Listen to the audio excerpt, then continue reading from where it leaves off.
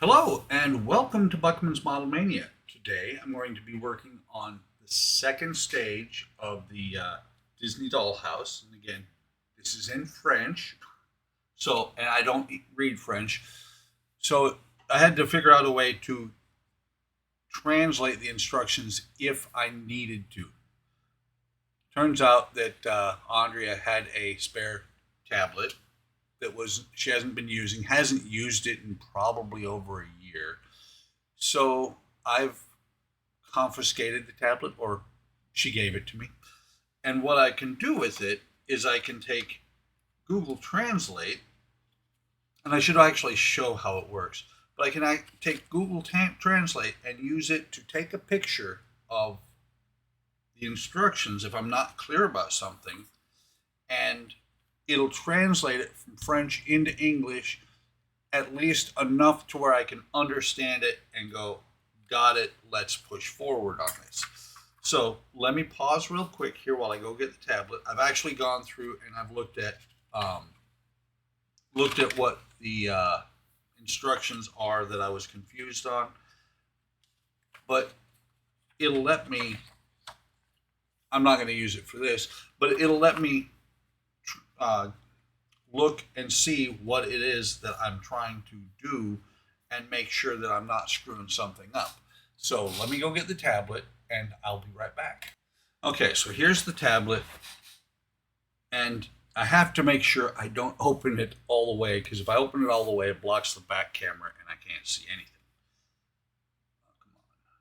It just went back to sleep.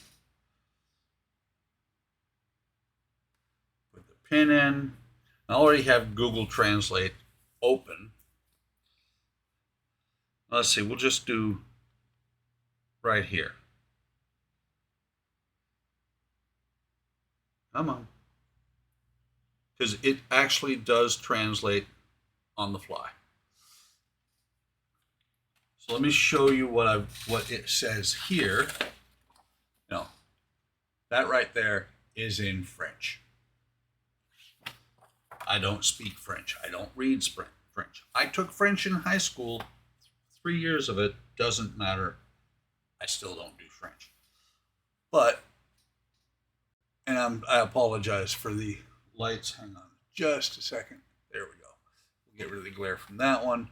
But you can see, it says run the sandpaper over side of the forward moldings, indicated by round panels to smooth it, always same sand direction, taking care not to move the piece. So it's telling you how to smooth out the piece, and then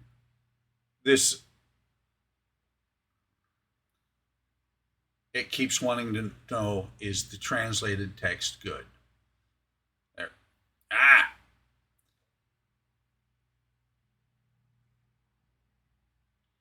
Let's see. I'm still playing with this. Get out of the way. Discard. Okay, well, we'll slide it up here. But you can see it's saying here, adjust the length of the moldings. If it's too long, you can either sand it or cut it with, it says a cutter. It is a knife. But it's just really, really cool to be able to do this, because now I don't have to worry about, am I doing the wrong thing while I'm building? So let's set the tablet off to the side. And it's also on my phone. It's just that the phone's a little bit small to be trying to read that. So let's get these parts open and get to building on this. And I really am impressed with what they have you do here, because it kind of surprised me that they did this, because I was looking at it when I built the doors. I need a knife. When I built the doors, I was looking at it and I saw, I wasn't going to call attention to it, but I saw the edges are not painted. And so it doesn't look so bad here, but on the pink side, the edges aren't painted. I'm like, kind of wish that was, but instead they put trim in here. So you're going to actually cut the trim Note to self, start opening packages off screen. Not as noisy as some of the bubble pack is, but you cut the pieces yourself, which is kind of cool. And they provided it on the edges of these other pieces, which I'm not sure yet what these are going to be for. But you can see little spots there where you're going to cut it. And they've got a pretty big knife in the book. I have some number, I think they're 12 blades. They're chisel blades on one of my X-Actos. So I'm probably going to start with that and see how it works. And based on the fact that this green trim here is going on this side of the door, which is on the inside, I will probably do it first just to make sure that I'm not going to mess it up. Also inside here, I believe this is going to be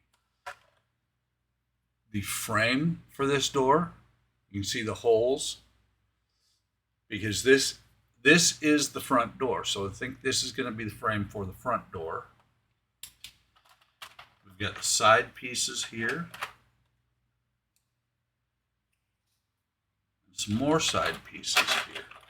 You know, I could go back to this page in the book and make sure what I've got. Yeah, these four go together. This is going to be the top. This is going to be the bottom.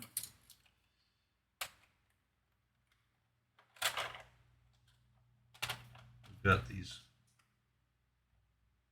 Is that going to be an issue? Because I'm seeing here an empty spot.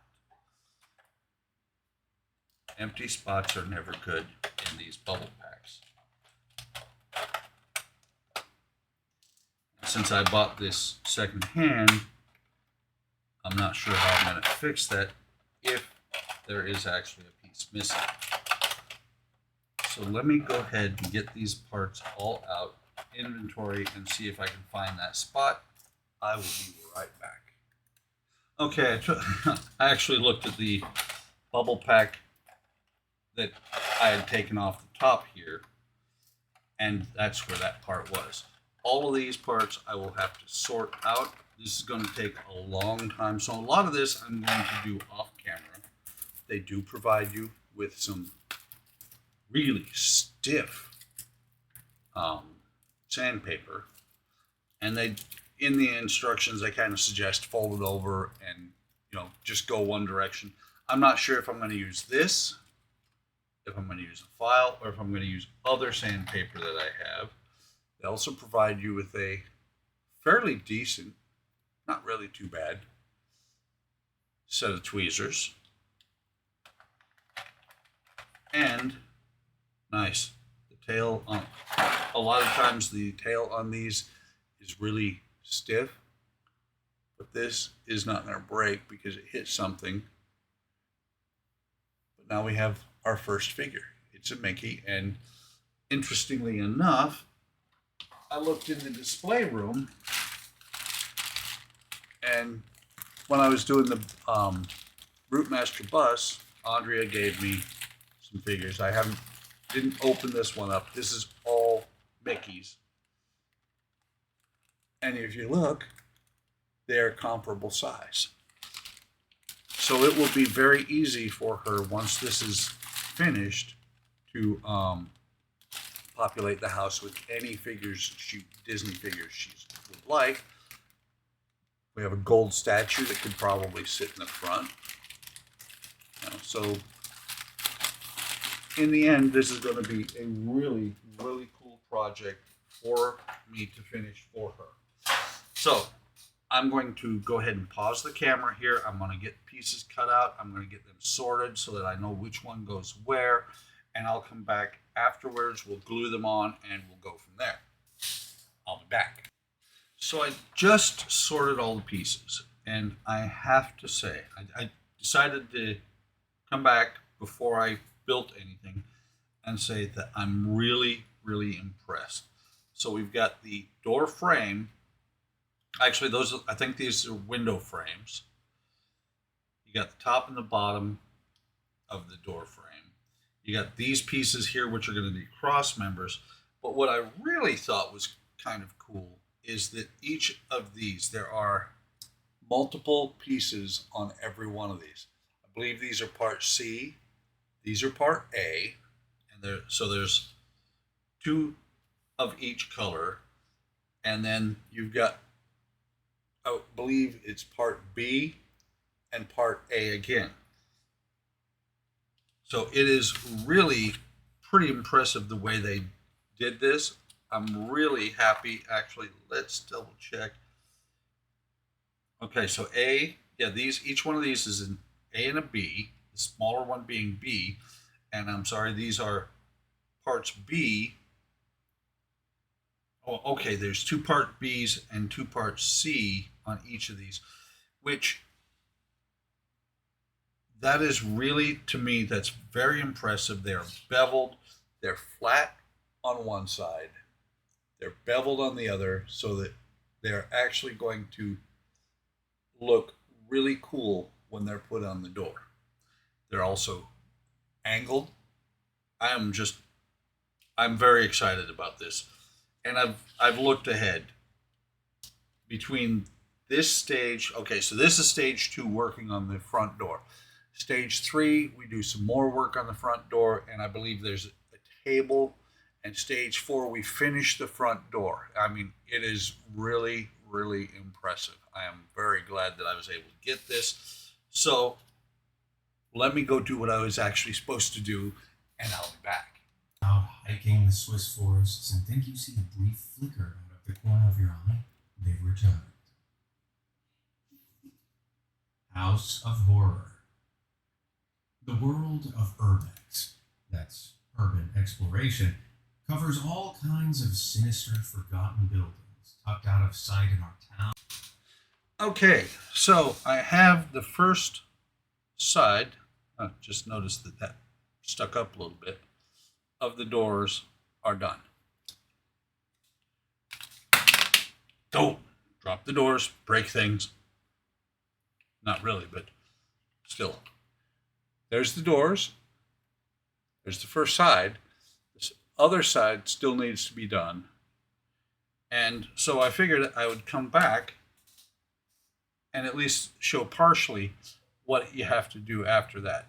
These are cut off of here, off of these sticks here. Once I cut them off, using the scalpel actually rather than the chisel head, there's still a little bit of the wood still sticking up. So what you do is you take a file, sandpaper, something,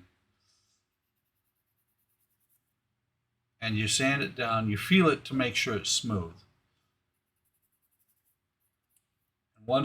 And you also make sure you're sanding it flat, because you do not want to change the profile of these. And then you take it, make sure that your beveled edges are towards the inside. What I do is I set it in place, and then I take one of the next ones and sand them down. No, it's a very long, painstaking process, but it looks to me really fantastic. Now, still can use a little bit, and I've got more than one sanding stick here, different grids. I've not used the sandpaper that came with it. I also have not used the file. Sticking that one in, I could see that this still needed to be sanded down a bit. It says in the instructions to sand it just in one direction. I go back and forth. It's a little bit quicker. It's actually recommended anytime you sand to sand just one direction, not go back and forth. But that's how I've always done it. And this one, okay, there we go. So you go around this what I'm doing is I'm going around each panel. When I have all 4 of these pieces done, I'll take them out, and then I will apply glue along the edges here and glue them in. So I'm going to go ahead and pause the camera here, get these other two pieces done for this piece, and then I'll come back and show you how I'm gluing the pieces in and setting them into place. So I will be back. Okay, you can see here that I have them set in place. They're all fit. So now what I'll do is I will, and they are snug this time around. They're not always really that snug. But once I get one of them out, they all pop out pretty easily. So what I'm going to do is I'm going to take them off, and I specifically set them where I did, so that this one goes on this side, this one goes on this side, top and bottom, so that they're going back into the places I dry fit them. And instead of putting glue on here like coat or light strip, since I have this needle applicator on this glue bottle, what I do is I just run a bead all the way around the edge of the door.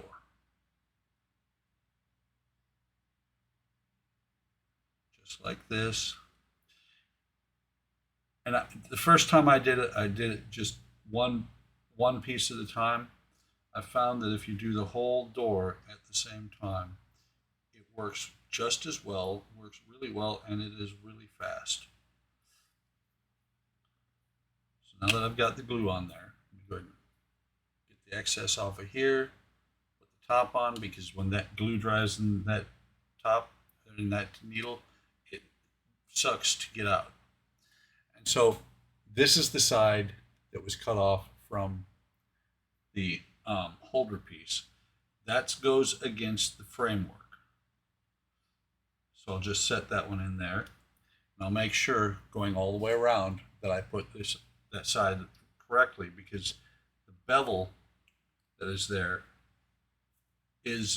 specifically so it goes that direction.